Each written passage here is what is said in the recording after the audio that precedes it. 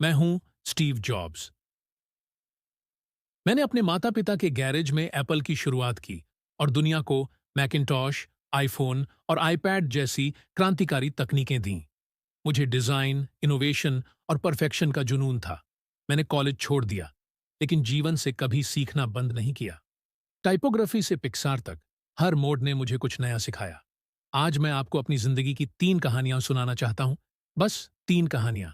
न कोई बड़ी बात, न कोई लंबा भाषण, सिर्फ 3 अनुभव जिन्होंने मेरी जिंदगी की दिशा तय की। पहली कहानी, बिंदुओं को जोड़ना। मैंने रीड कॉलेज से पढ़ाई छोड़ दी थी। पहले 6 महीने मैंने क्लासेस की, फिर भी अगले 1.5 साल तक इधर उधर बैठकर अलग अलग विषय सीखता रहा। लेकिन आखिरकार मैंने कॉलेज को पूरी तरह छोड़ने का फैसला किया। मैंने कॉलेज क्यों छोड़ा? इसकी शुरुआत तो मेरे जन्म से पहले ही हो गई थी। मेरी जैविक माँ एक युवा, अविवाहित स्नातक छात्रा थीं और उन्होंने मुझे गोद देने का फैसला किया। उनकी ख्वाहिश थी कि कोई शिक्षित स्नातक दंपत्ति मुझे अपनाए। सब तय हो चुका था। एक वकील और उसकी पत्नी मुझे गोद लेने वाले थे। लेकिन जब मैं पैदा हुआ, उन्होंने अंतिम क्षण में फैसला बदला कि वे एक लड़की चाहते थे।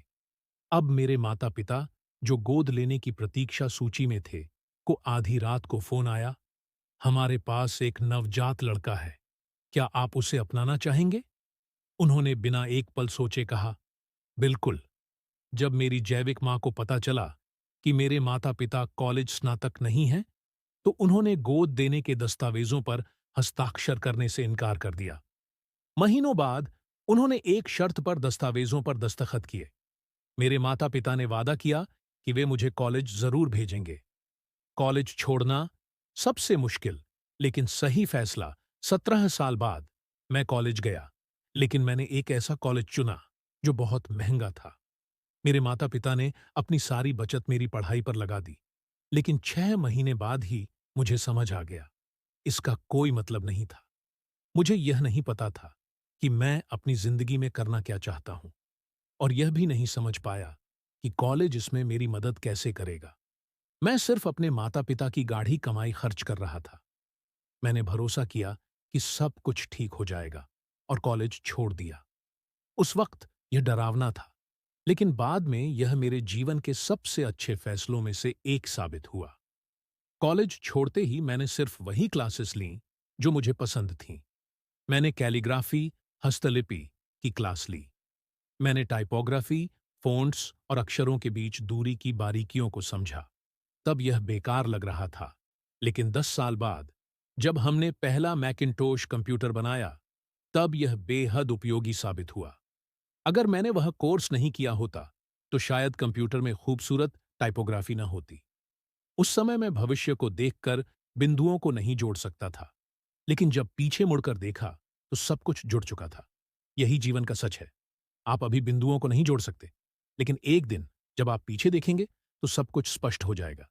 इसलिए आपको भरोसा रखना होगा कि किसी न किसी तरह ये बिंदु भविष्य में जुड़ेंगे। दूसरी कहानी, प्यार और असफलता। मुझे जिंदगी में जल्दी ही पता चल गया था कि मुझे क्या करना है। जब मैं 20 साल का था, तब मैंने अपने दोस्त स्टीव वॉजनिक के साथ एप्पल की शुरुआत की। हमने अपने माता पिता के गैरेज में दिन रात मेहनत की। एप्पल सिर्फ 10 सालों में $2 अरब की कंपनी बन गई, जिसमें 4,000 से ज्यादा कर्मचारी थे। और फिर मुझे मेरी ही कंपनी से निकाल दिया गया। आप सोच रहे होंगे कि जिसने कंपनी बनाई, उसे कैसे निकाला जा सकता है? लेकिन जैसे जैसे एप्पल बढ़ा, हमने एक अनुभवी व्यक्ति को सीईओ के रूप में रखा। कुछ समय तक सब ठीक चला, लेकिन फिर हमारे बीच मतभेद होने लगे। बोर्ड ऑफ डायरेक्टर्स ने उसका साथ दिया और मुझे बाहर निकाल दिया। मेरी पूरी दुनिया बिखर गई। जिस चीज को मैंने अपनी जिंदगी दी थी, वह मुझसे छिन चुकी थी। मैं कई महीनों तक खुद को असफल मानता रहा, लेकिन धीरे धीरे मुझे एहसास हुआ कि मुझे अब भी अपने काम से उतना ही प्यार था। नई शुरुआत और बड़ी वापसी, मैंने हार नहीं मानी। अगले 5 सालों में मैंने नेक्स्ट और पिक्सार नाम की 2 कंपनियां शुरू की। पिक्सार ने दुनिया की पहली computer animated film toy story बनाई, और यह दुनिया का सबसे सफल एनिमेशन स्टूडियो बन गया। बाद में एप्पल ने नेक्स्टी को खरीद लिया और मैं वापस एप्पल में आ गया। आज एप्पल की जो तकनीक है, उसकी नींव नेक्स्ट में रखी गई थी। कभी कभी जिंदगी आपको थप्पड़ मारती है, लेकिन विश्वास मत खोइए। मुझे एप्पल से निकाल दिया गया, लेकिन अगर ऐसा नहीं होता तो मैं नई कंपनियां शुरू नहीं करता, नए अनुभव नहीं लेता और शायद एप्पल में लौटकर इसे फिर से दुनिया की सबसे बड़ी कंपनी न बना पाता। आपको अपने काम से प्यार करना होगा, तभी आप सच्ची सफलता पा सकते हैं। तीसरी कहानी, मृत्यु और जीवन का असली मतलब। जब मैं 17 साल का था, मैंने एक उद्धरण पढ़ा। अगर आप हर दिन ऐसे जिएं जैसे वह आपका आखिरी दिन है, तो एक दिन आप सही साबित होंगे। ये वाक्य मेरे दिमाग में अटक गया। तब से मैं हर सुबह आईने में देखता हूं और खुद से पूछता हूं, अगर आज मेरी जिंदगी का आखिरी दिन होता, तो क्या मैं वही करता जो करने वाला हूं? अगर लगातार कई दिनों तक जवाब नहीं होता, तो मैं समझ जाता कि कुछ बदलने की जरूरत है।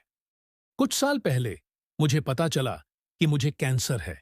डॉक्टरों ने कहा कि मेरे पास सिर्फ कुछ महीने बचे हैं, लेकिन फिर एक बायोप्सी हुई और डॉक्टरों ने कहा कि यह एक दुर्लभ प्रकार का कैंसर है जो ठीक हो सकता है।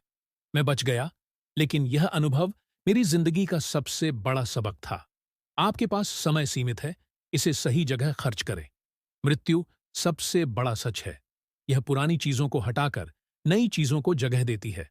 आज आप युवा हैं, लेकिन एक दिन आप भी पुराने हो जाएंगे और हट जाएंगे। इसीलिए अपना समय किसी और की जिंदगी जीने में बर्बाद मत करें। दूसरों की राय के शोर में अपनी खुद की आवाज को मत दबने दें। सबसे जरूरी बात, अपने दिल और अंतर्ज्ञान की सुने। वे पहले से जानते हैं कि आप क्या बनना चाहते हैं। अंत में, आज मैंने आपको 3 कहानियां सुनाई। बिंदुओं को जोड़ना, प्यार और असफलता, मृत्यु और जीवन का असली मतलब। यही जिंदगी है। अब आपका काम है खुद को तलाशना और वो करना जो आपको खुश रखे। Stay hungry, stay foolish, blast of. आज के लिए बस इतना ही।